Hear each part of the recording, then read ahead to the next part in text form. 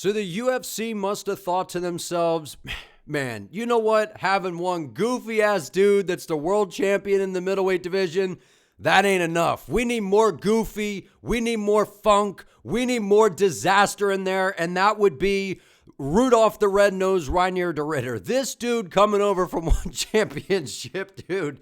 It is an absolute trip watching this guy fight, and he goes out there and gets a split decision victory over former middleweight champion Robert Whittaker. What an unbelievable fight that was, man. That was a super close fight, super competitive fight, and there were things I was expecting, but the way that the fight ultimately ended up playing out is not how I saw it going. So I really enjoyed the main event a lot, and man, this card, we got a lot to talk about because overall, I thought this card was one of the best cards of the year, right? We knew on paper that there were a lot of great matchups, right? There were a lot of fun fights on this card, but the prelims, it was one of the most insane prelims we've had in quite some time, dude. Like, it felt like everything that could go wrong as a predictor just went wrong. It was one of those nights. It was a super fun card, man. But let's jump right into it with the main event because I don't know what the hell I was watching earlier in this fight, man. It was like one of those things where it's like, listen, we get all the jokes, RDR, the plot armor, RDR by accident, all the same things that we say about Dricus du Plessis. But listen, man, it works. It worked, clearly, right? We're seeing Dricus level up. We're seeing what he's doing. And now we got this new guy here in the UFC and Rudolph the Red-Nosed Reinier who, look, man, it's just, we got to recognize what this guy's doing, right? I picked him to come out here and win this fight, but I figured that somewhere in the middle rounds, right, the pressure would start to add up. He would start to get to Rob and eventually control him on the ground and find a submission, where we kind of saw that as the fight started to play out.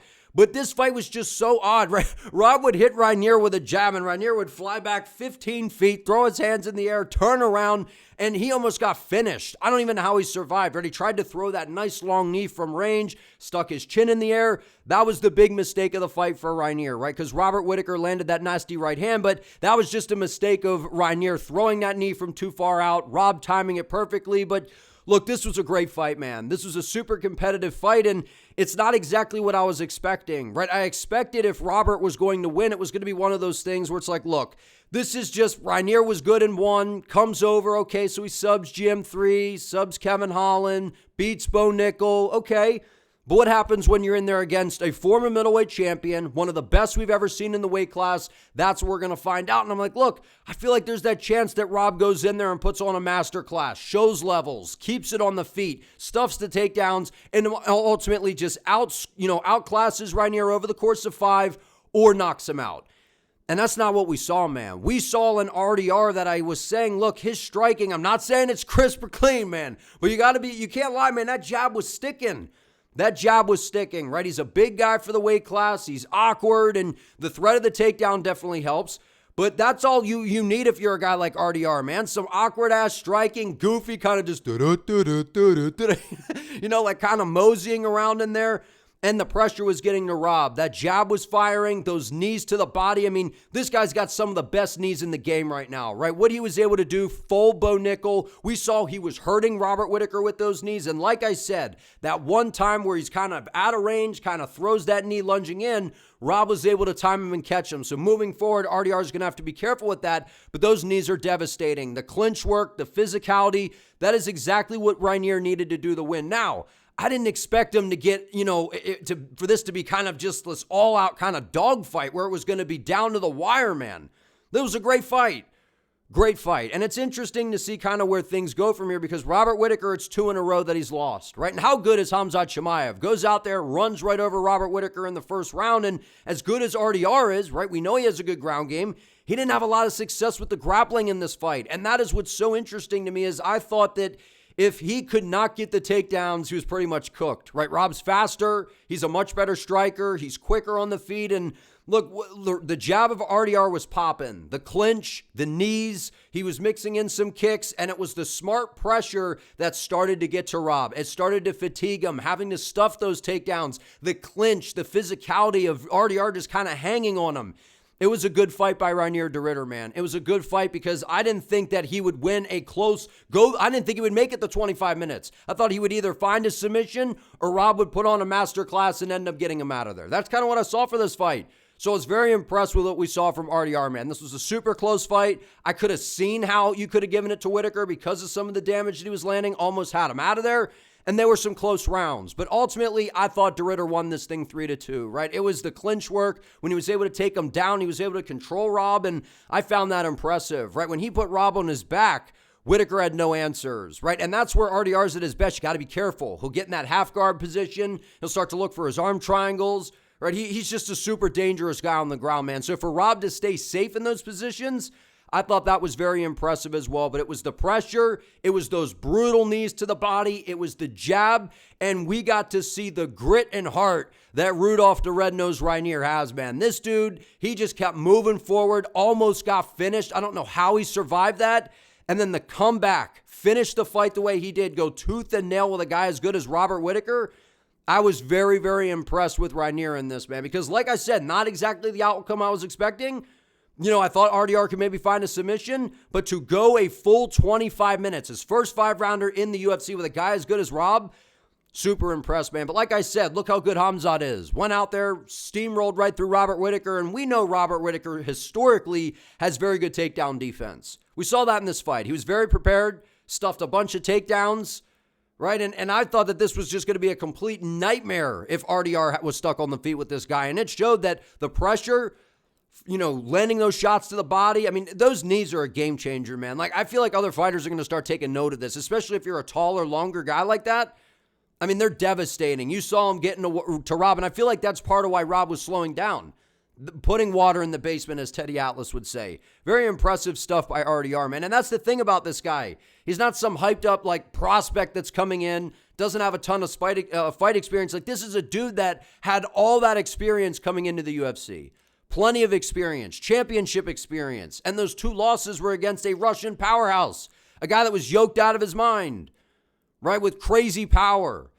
So, you know, I took all that with a grain of salt. I knew RDR's striking wasn't that great, but the one thing I got to say, him being down there at, I think, Kill Cliff with Henry Hoof and them, they're not making him a world-class striker, but they're utilizing his tools to make it serviceable. His jab looked good, man. It's not the prettiest. He's kind of, you know, throws the jab out there, but it's thudding. And it started to add up. He started to bloody up Robert Whittaker. It's going to be interesting to see what happens next, right? De Ridder called for a title shot, right? You go out there, you beat Robert Whittaker. I mean, given what the middleweight division looks like right now, right? We got UFC 319 coming up, depending on who wins there. I mean, I could see RDR fighting the winner for sure. And that's the thing that's, you know, listen, I love Robert Whittaker. I'm a massive fan of Whittaker. I feel like we all are. But it is kind of fun having a new contender in the division. Someone that, I mean, RDR, literally think about this. Outside of Robert Whittaker, now that he fought him, he hasn't fought anyone else in the rankings. Nobody. So the rest of the 14 ranked dudes in the champion, RDR has not fought them. So there's endless possibilities to where Robert Whittaker, he's already fought, what, half the division? So obviously it sucks to see Bobby Knuckles lose, but it's fun. Say hello to a real contender, or whatever Brendan Fitzgerald said. Great fight. Impressive stuff by RDR and Robert Whittaker, right? We saw Robert Whittaker after that fight against Chimaev, came out here, showed that he could stuff the takedowns. A big, strong guy like RDR. Robert didn't go away easy, man. He didn't go away easy.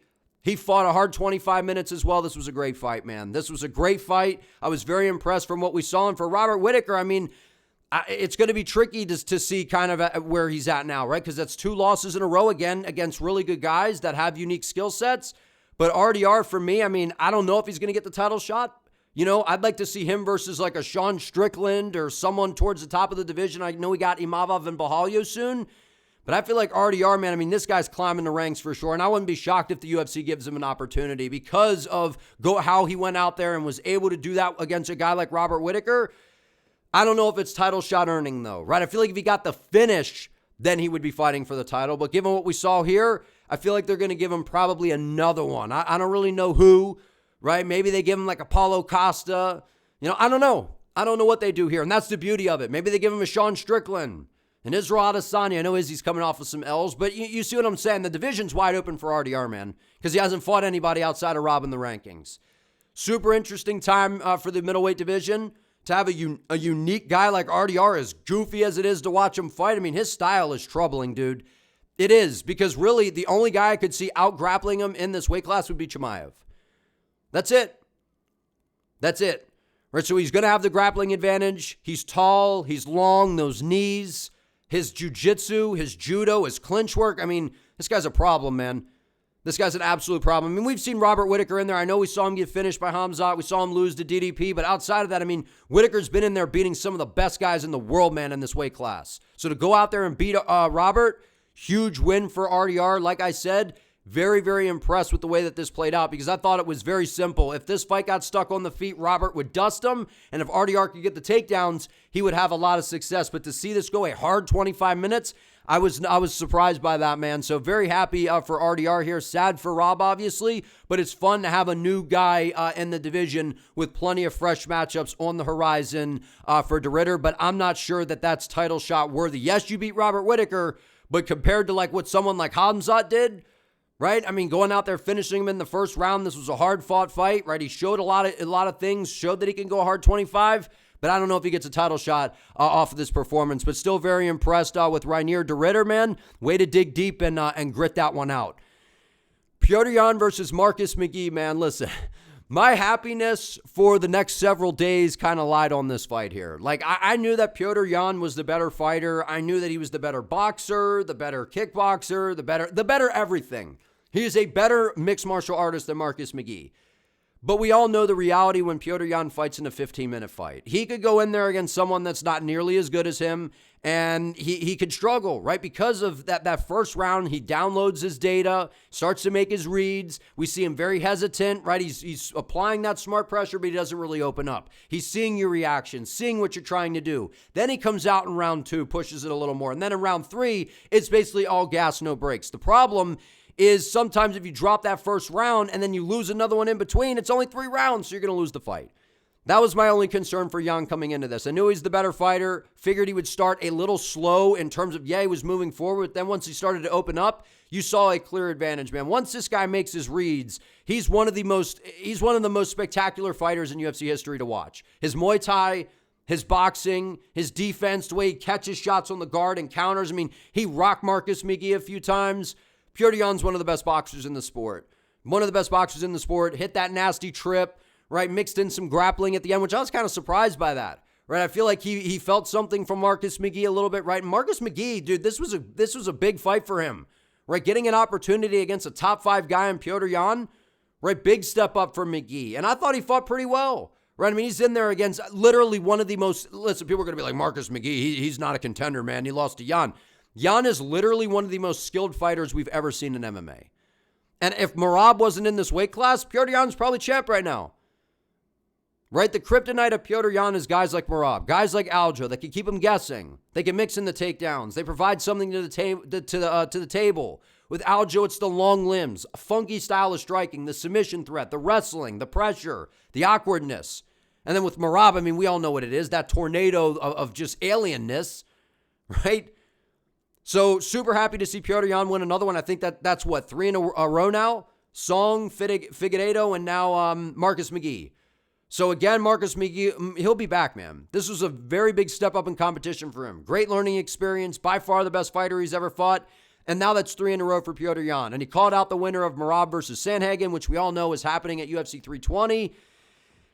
You know, and it sucks because I feel like I want to see Petr Yan be champ again, man. But the reality is Merab he'll never beat Merab Dvalishvili, dude. He just won't. Like, stylistically, it just doesn't work. Yan needs to be in the phone booth, and if you have to be in the phone booth, Merab's he's gonna take you down. He's gonna level change. Your hips are right there. It's hard to sprawl, right? And grabbing onto the single, the calf kicks he was landing on Merab or on Yan the first time they fought, he 50-45'd Yan, dude.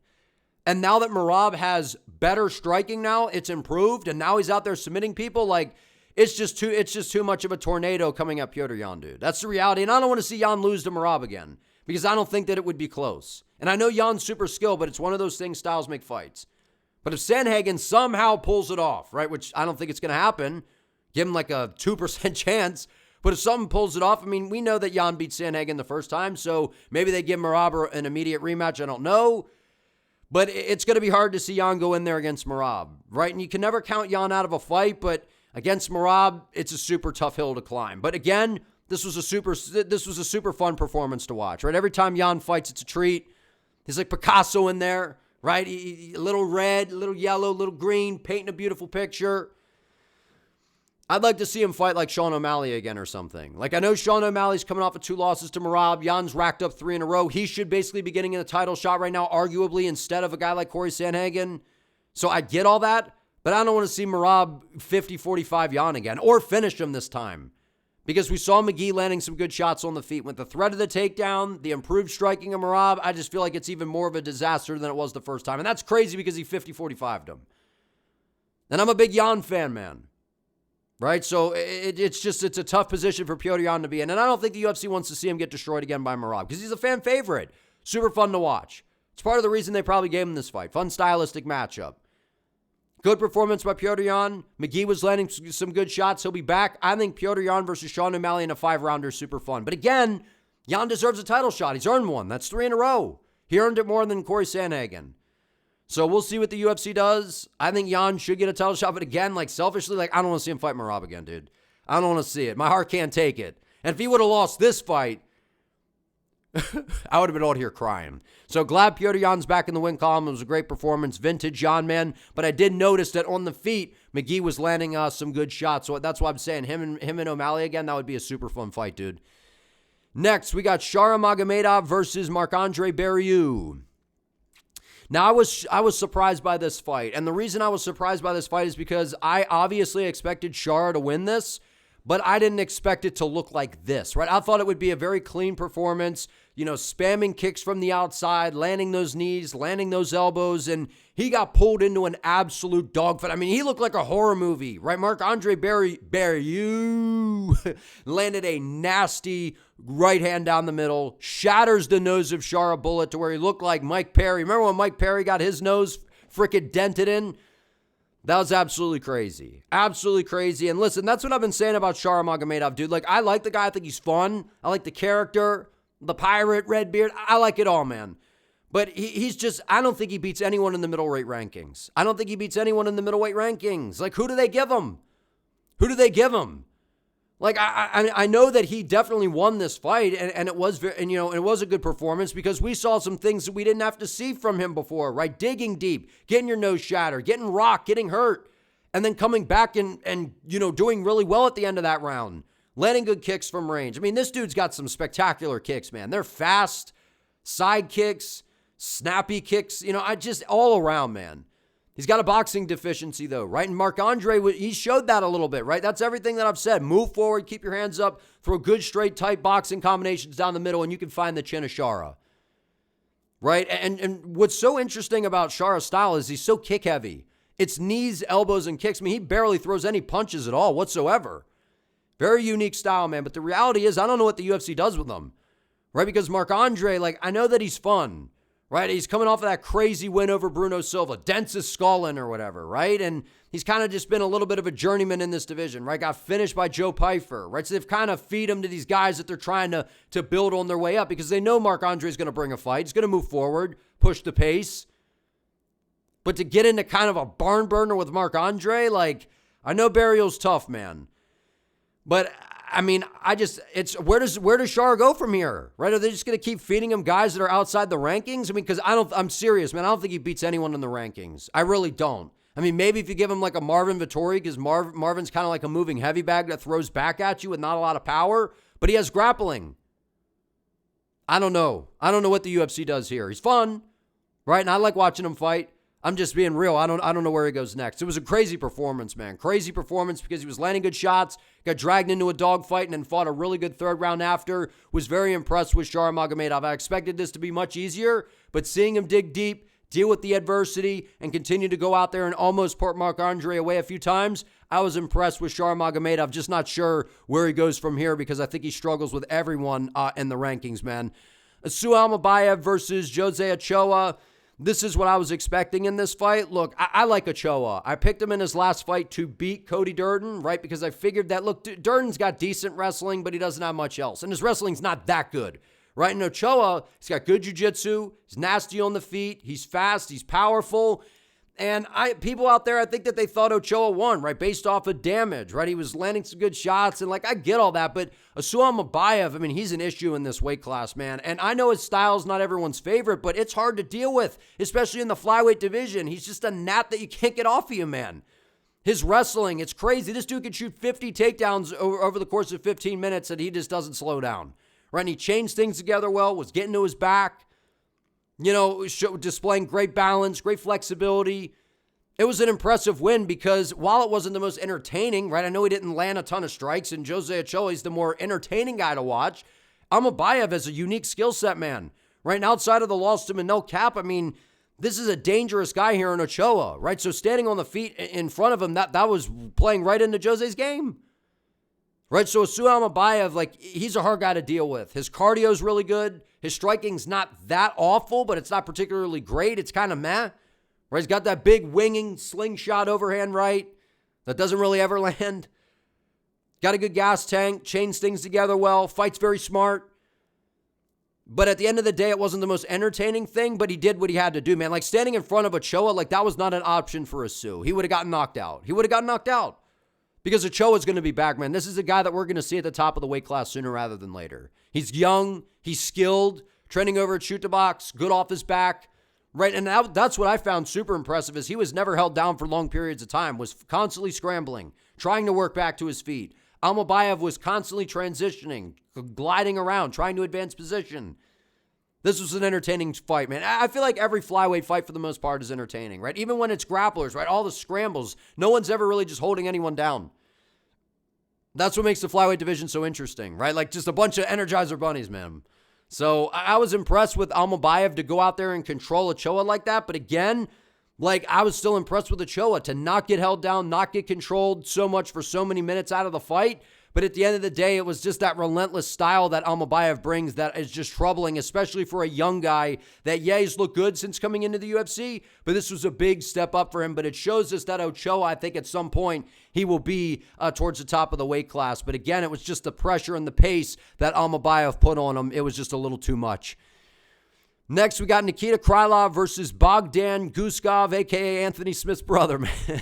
Listen, I, in the beginning, was like, oh, wait a minute here. This might be a new Nikita Krylov, right? Because I said, predicting this fight, I was like, look, I'm going Bogdan Guskov because I don't like what we've seen from Nikita, right? In the Reyes fight, charging in like Superman, right? Sticking his chin in the air, forgetting the technique, just throwing these wild combos. And I'm like, yeah, that's a disaster. That's an absolute disaster against guys that have sharpshooting striking. And we know that Guskov's got a really good uppercut. He's got a good straight right hand like we saw in this fight when he knocked his ass out.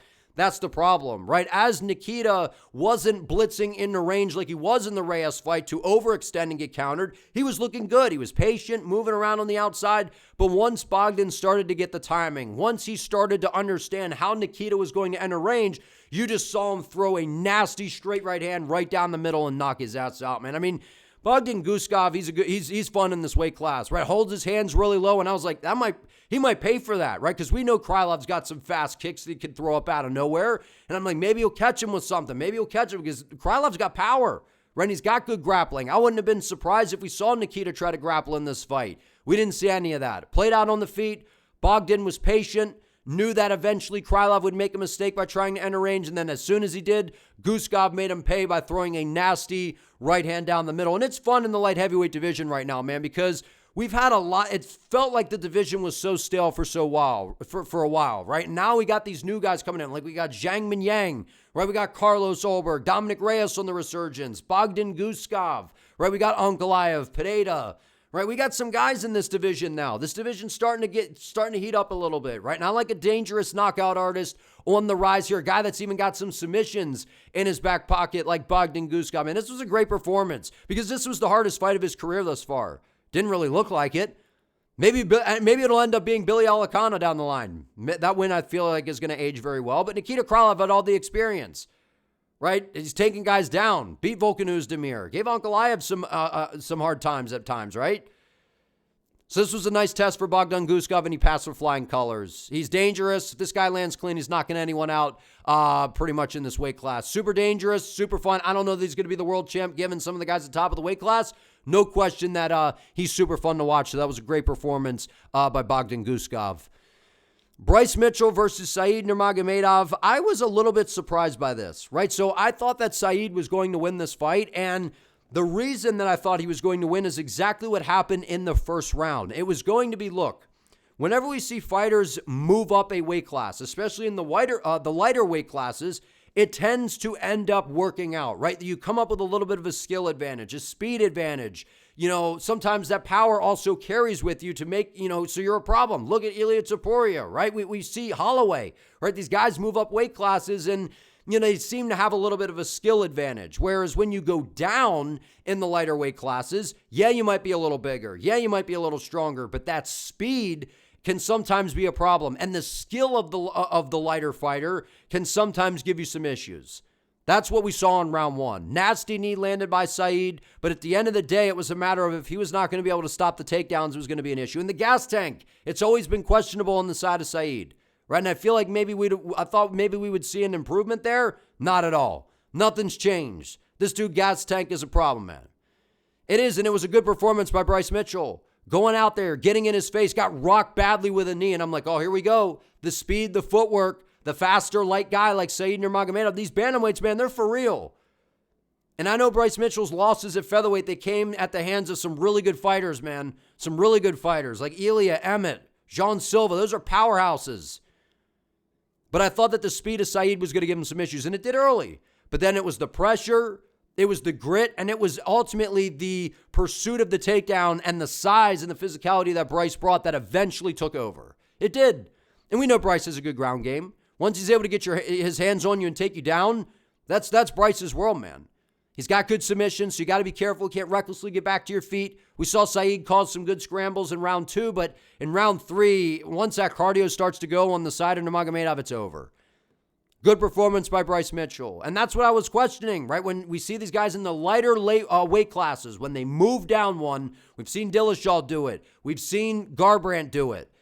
And it just usually doesn't work out very well. But we saw Bryce Mitchell go out there. Looks like he's found a new home in the bantamweight division. Now, him saying like, someone to challenge Merab, like, he's not a challenge to Merab. I don't think so. I think Merab completely destroys Bryce Mitchell at this point. And I think Bryce struggles with quite a number of guys towards the top of the division. But you can't deny his skill set. If he's able to get you down, the size that he's bringing with him to the featherweight division, I feel like it could be troubling for a lot of guys. Good performance by Bryce Mitchell. I thought that the speed and the footwork of Said was going to give him some issues, which it did early, but Bryce's pressure ultimately got to him. Good performance by Mitchell.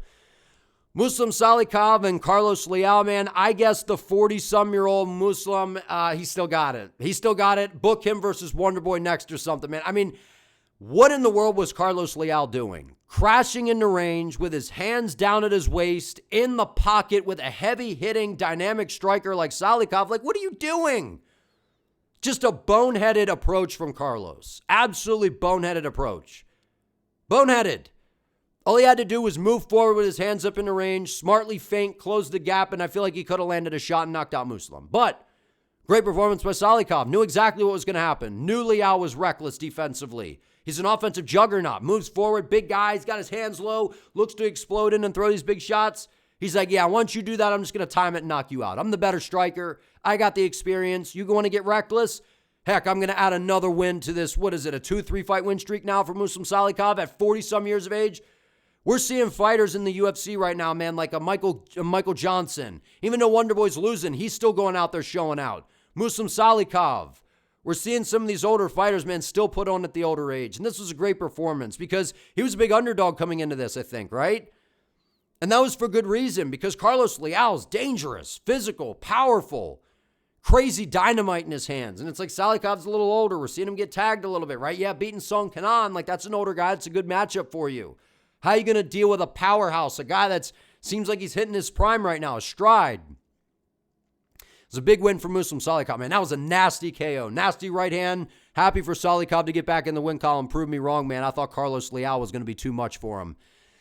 Davey Grant, Damon Blackshear. This was another one, man. This is what I was saying about these prelims, dog. Like, I thought Damon Blackshear was definitely going to win this fight. I'm like, look, never count out Davey Grant. And I said, look, if Blackshear can't get the fight to the ground and win minutes there and find a submission, he's losing. Because on the feet, we know that dangerous Davey Grant, he's slick, right? And some of these losses that Grant has had recently, like against Marcos, like against Yanez, right? He could have won those fights. I think it was those guys, right? There was some split decisions in there.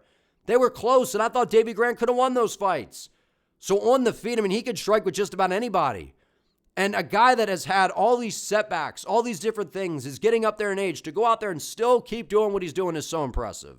So impressive. I just thought that the ground skills of Blackshear was going to be a problem. And then not touching or shaking Davey Grant's hand at the ceremonial weigh-in, man, I felt like that was karma. I felt like that was karma or something. But listen, Damon's got good jiu-jitsu. Good ground game, was able to get the takedown early, but then outside of that, I mean, Davey Grant just took over, and then Blackshear just, I don't know. I think he was having a hard time figuring out the movement of Grant as the fight played out.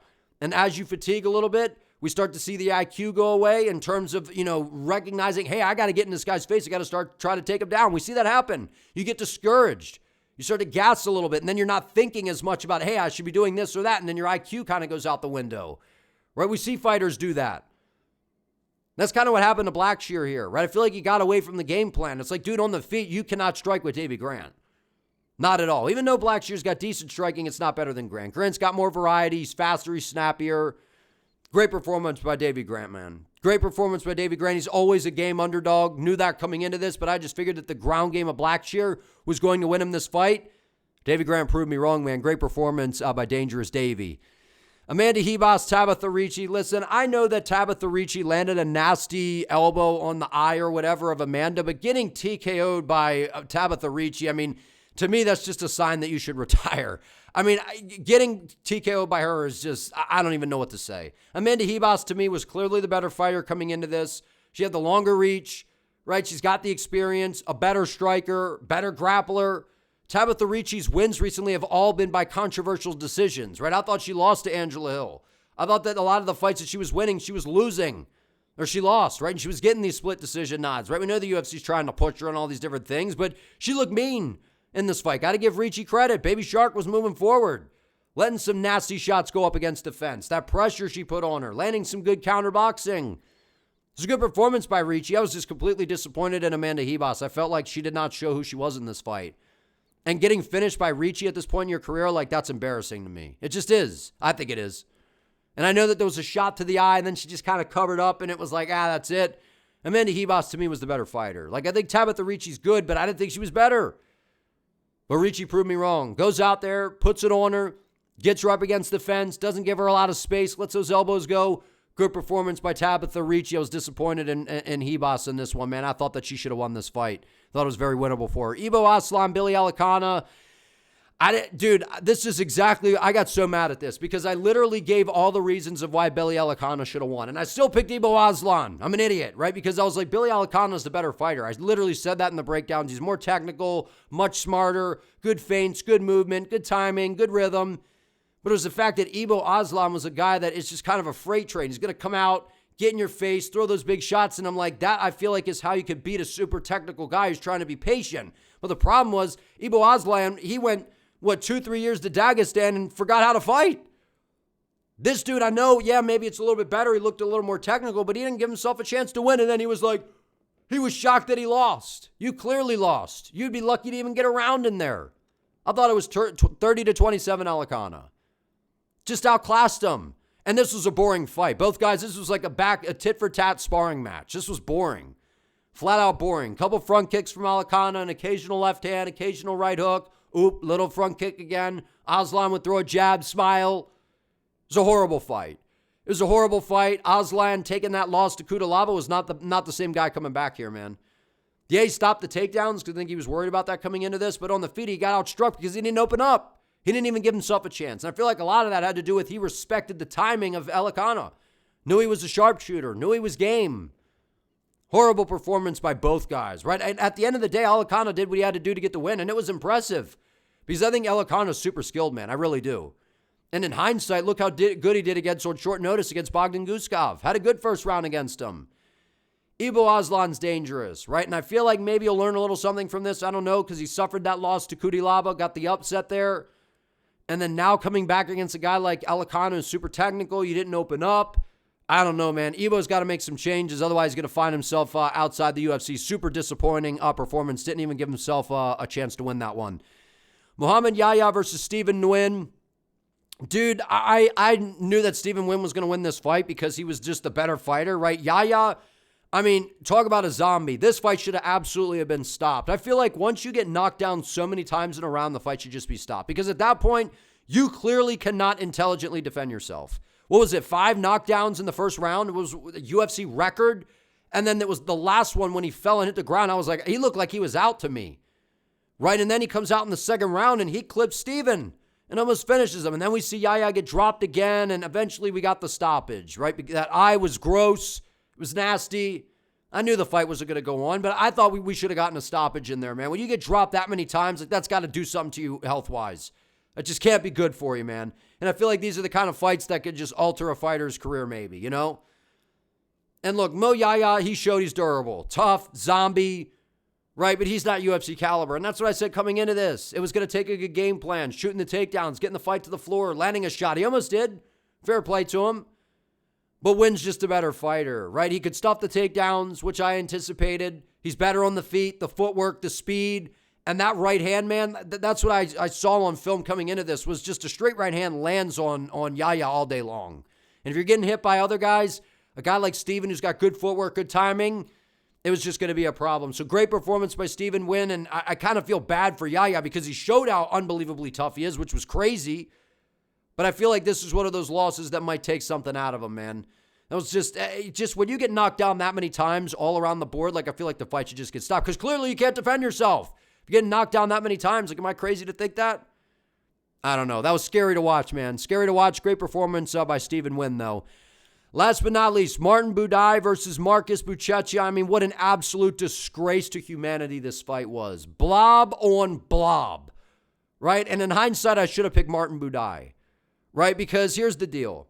Martin Buday has a decent ground game. But what we know coming into this is Marcus Buchecha, hyped up prospect, you know, all these jiu-jitsu credentials. The bottom line is he displayed awful fight IQ. That's what we saw from Buchecha. This was a very winnable fight for him. And listen, I know Martin Buday in your UFC debut, it's a step up. He's ranked number 13, but the guys towards the back end of the rankings in the heavyweight division, they're not that good. They're blobs, right? And clearly Marcus Buchecha, he's a blob himself, a fat blob. And his jiu-jitsu doesn't mean shit in the UFC. Not at all. He was shooting blind takedowns in space, wasn't throwing anything in front of him to set him up.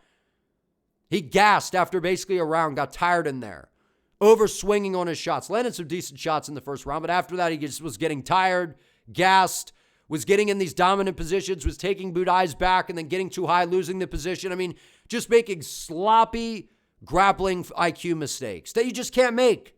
You just can't make them. This was a super winnable debut for Marcus Buchecha, man. And I'm sorry. And I know Martin Buday's record looks good, but if you're not beating Martin Buday, you're not beating anybody in the rankings. That's the reality. And it's exciting when we get these contenders like a Rizvan Kuniev, someone new who's not exactly a blob that can kind of move forward, has a little bit of a decent striking skill set, loses to Curtis Blaydes. It's like, you know, so what for this contender? Teixeira loses to Lewis, and it's like, we don't have any contender. Then we got this jiu-jitsu guy with outstanding submission skills. And if you possess a good ground game and you can get the fight to the floor at heavyweight, you have an advantage over a lot of these heavyweights, man, because they just can't defend against the grappling very well, especially the jiu-jitsu game. I know Buday's got decent jits of his own. This was just such a letdown for Marcus Buchecha, man. And none of these guys, man, that are taking a step up into the heavyweight rankings are winning these fights. So now I got to take that into account moving forward. Right, so if you pick Martin Buday, good on you, because he was an underdog coming in. I thought Buchecha showed some moments, lapse in fight IQ, though, when he took the back, not securing, not locking it, not sinking in his hooks. Awful fight all around by both guys. Blob on blob. But if you guys enjoyed this video, please give it a like. Let me know what you think down in the comments. And don't forget to subscribe to the channel so you do not miss an upload. I would appreciate it. See you next time.